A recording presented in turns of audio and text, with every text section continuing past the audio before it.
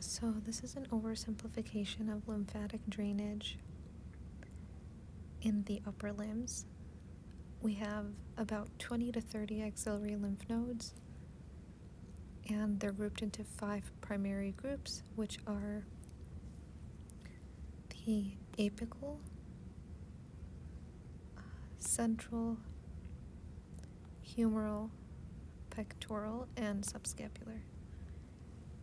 So first, and also cubital. So first we're going to have lymphatic drainage from the superficial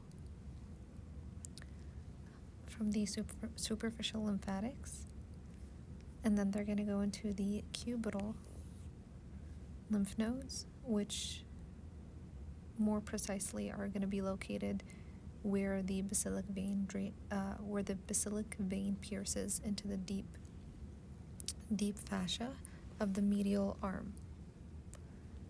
And then it's going to drain into the humeral lymph nodes up here, which will drain into the central lymph nodes and then into the apical lymph nodes. You will also have the subscapular lymph nodes more posteriorly, coming in along with the pectoral lymph nodes, draining into the central and then the apical lymph nodes. These will then drain into the subclavian lymphatic trunk, which then will drain into the venous angle.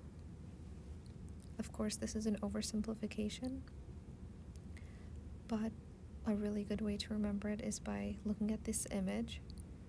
And one way I like to remember this is by taking my hand and acting like I'm posing for a picture.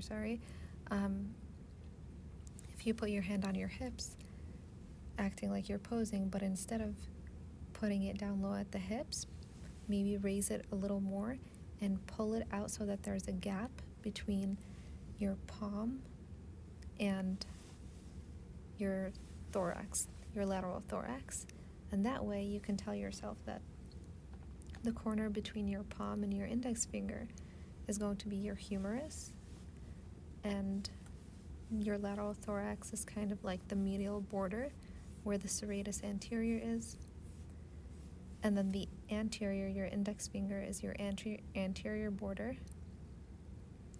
which aligns with your pecs, your pectoral major, and then posteriorly your thumb is pointing to the back, which is the posterior border, which is where your subscapularis would be, in addition to other muscles. Hope that helps.